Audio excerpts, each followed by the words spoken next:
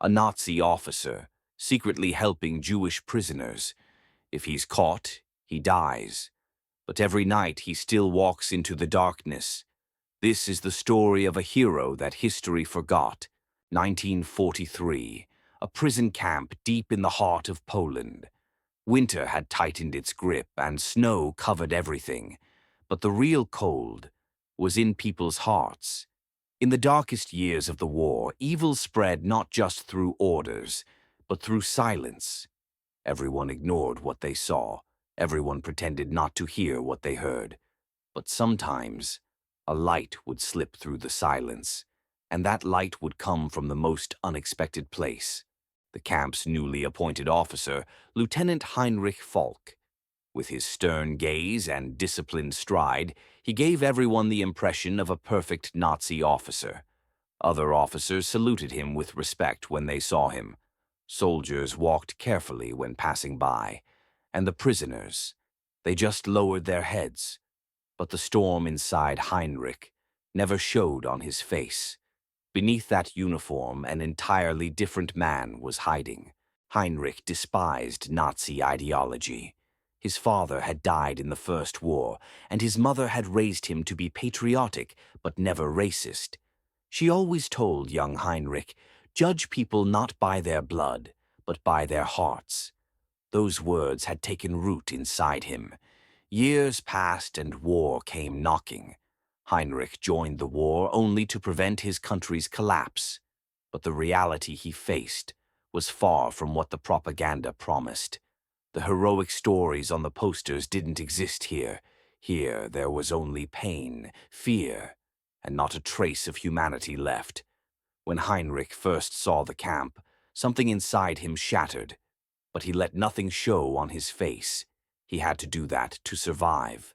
One night during his patrol, Heinrich was walking between the barracks. Snow crunched beneath his boots. Searchlights cut through the darkness. That's when he saw them. Two Jewish prisoners huddled behind the barbed wire, an old man and a young girl trembling beside him. The man was trying to protect the girl, but both of them were exhausted. The cold, the hunger, the fear. It had consumed them all. When they heard Heinrich's footsteps, they froze. The old man immediately turned to the girl. "David, lower your head. Don't look into his eyes. No matter what, don't make a sound." The girl was shaking. She shut her eyes tight. She thought she was hearing the footsteps of death. The footsteps drew closer and stopped. Heinrich was looking at them. A long moment of silence passed. Then he did something unexpected. He crouched down and whispered, "Heinrich, listen to me. Don't raise your heads, just listen." The old man held his breath in shock. "Heinrich, tomorrow night, you'll find a container behind the barracks. There will be bread and water inside. Don't make any noise. Don't tell anyone." A moment of silence. The old man couldn't believe his ears. "David, why? Why are you doing this? Aren't you one of them?" "Heinrich, asking questions here is dangerous, for you and for me."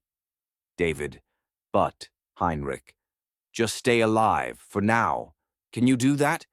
The old man nodded. His eyes were filled with tears. Heinrich stood up. He started walking without looking back. The darkness swallowed him, as if he was never there. The next morning, before sunrise, the old man quietly slipped behind the barracks. And there it was. It was really there. A small metal container. Inside, a piece of bread, some water, and a small bottle of medicine. His hands trembling, he reached out. When he touched the bread, tears streamed down his face. That day, the camp's most vulnerable shared from this container. Children, the sick, the elderly. Everyone who saw it had tears in their eyes, but no one knew who left it. Just a shadow, a hope, a miracle. Days passed. Every night a new container appeared. Sometimes bread, sometimes medicine, sometimes just clean water. And rumors began to spread through the camp. Whispers traveled from barracks to barracks. "Did you hear? There's a shadow. Someone's helping us. An officer. Impossible. They're monsters. None of them would help. But the containers are real. Someone's leaving them. For the prisoners, these rumors were hope, like a candle flame in the darkness. But at the same time, these rumors reached the wrong ears. Camp Commander Colonel Mertens, a man with cold eyes who didn't know the meaning of mercy. He saw even the slightest softening in discipline as treason. To him, this war had to be won, not just with weapons, but with hearts. And hearts had to be hard as stone. When the rumors reached him, his rage boiled over. He gathered his officers. He slammed his fist on the table. Mertens, there's a softness in this camp. Someone is undermining our discipline. This is unacceptable. The officers listened in silence. No one dared even to breathe. Mertens, there's a traitor among us, and I will find him. Watch every corner. Report every movement. I will root out this filth. And he was determined to hunt down these rumors, no matter the cost. Days passed, patrols increased, guards were everywhere, but Heinrich didn't stop. He couldn't stop. Every night he walked into the darkness, continuing his aid. He knew that every step brought him one step closer to death. But he thought of those children's eyes, the old man's trembling hands, the young girl's hopeful gaze. Stopping wasn't possible. But with each passing day, the danger grew. Dark clouds had settled over the camp, and the storm was approaching. That night, everything changed. Heinrich had left the aid package and was quietly returning. When he stepped out the door, he paused for a moment. His instincts told him something was wrong. And then he felt it. A silhouette in the darkness was watching him. A cigarette ember glowed in the dark. Someone was there. Someone had seen him. Heinrich's heart raced, but nothing showed on his face. Then that voice came, cold, threatening, slow. Mysterious voice. Officer Falk, what do you do at night? What are you hiding? Heinrich froze. Darkness had wrapped around him, and in that darkness, an enemy was hiding. Heinrich's secret was in danger. One wrong step could be his end. One word, one glance, one mistake, and everything could be over.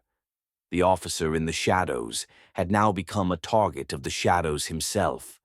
A light had been lit in the darkness, but now that light was about to be extinguished, and Heinrich was all alone in the middle of this storm.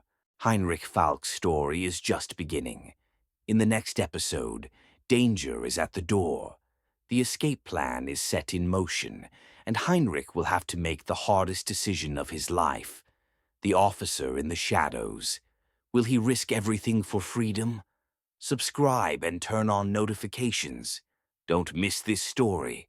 To be continued.